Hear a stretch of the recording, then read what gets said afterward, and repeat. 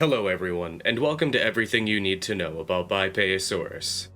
Now, Bipayosaurus will be available to all islanders upon the release of Update 6.5, one of 3 new dinosaurs that are going to be released onto the island. The Bipayosaurus is the first omnivore and true semi-aquatic being brought to the island. Now, while more vulnerable on land during the day when browsing through vegetation for its chosen food, it is quite the swift and sleek creature in the water, often sharing habitats with the much-feared Dinosaurs. Such a dangerous upbringing has led to a rather aggressive and temperamental creature. The Bipayosaurus sports some incredibly long slashing claws on each hand, and this is something that you're going to particularly want to keep an eye out for, because they are bad-tempered and will mess you up. Due to its small stature and lacking the speed of other land-dwelling animals, however, it prefers the environments nearest to water where it can make a quick getaway. Now, while the mobility of the Bipayosaurus is outpaced on land by most creatures, this is not a problem.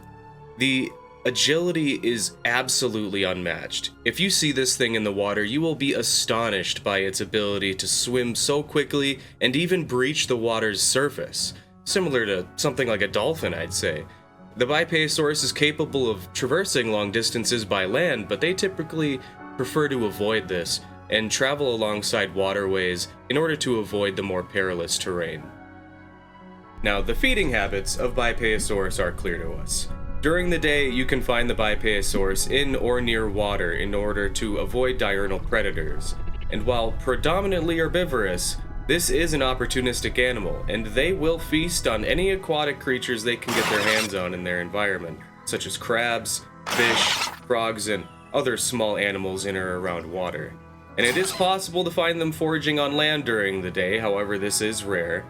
They typically prefer to forage on land at night, when their predominant predator, the Dinosaurs, is more active in the water. And the Bipayosaurus takes advantage of this cover of darkness to venture further away from the water to get to more sought-after leafy foods. Now, while the character and constitution of this animal is surprisingly strong, they are still highly susceptible to predation. The Bipayosaurus is generally equipped to deal with most situations should it remain wary. They have an above-average ability to seal their wounds, particularly in water.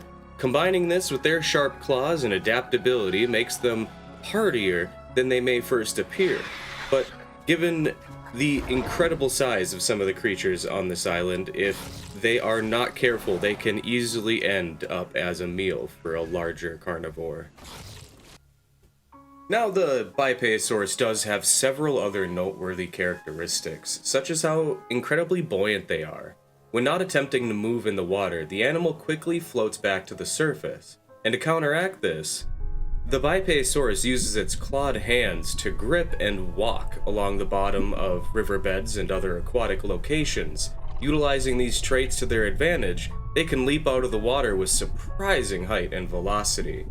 And this led to a rather common occurrence happening in our observations, attacking Stegosaurus in moments of vulnerability as they attempt to cross waterways when feeding, almost seeming to try to ward off the competing herbivore from its environment.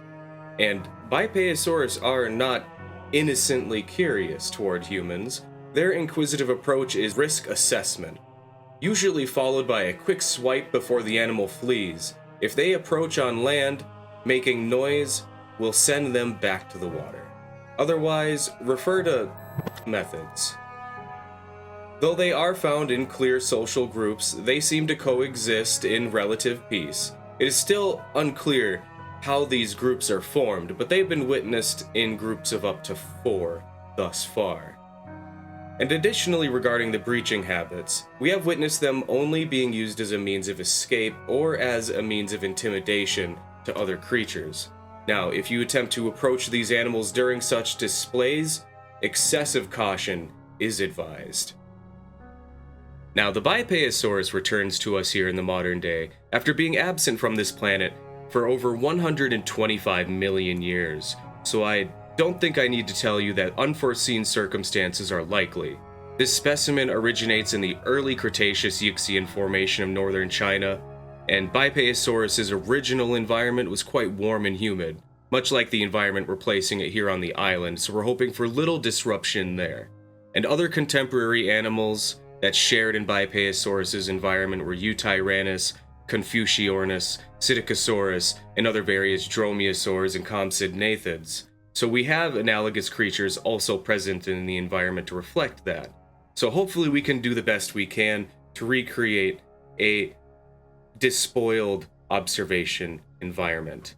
Now, it is also of note to consider that the Bipayosaurus is classified as a Therizinosauridae, making this creature a relative of the much reviled Therizinosaurus, which we have had quite a few issues in introducing. So hopefully Bipayosaurus can offer us some answers as well as insight as to how we're going to be dealing with its much larger relative. Now, thank you all for participating in this video. This record is meant as a preamble to the incredible amount of data and observations you will be obtaining in the field. Our current understanding is quite limited.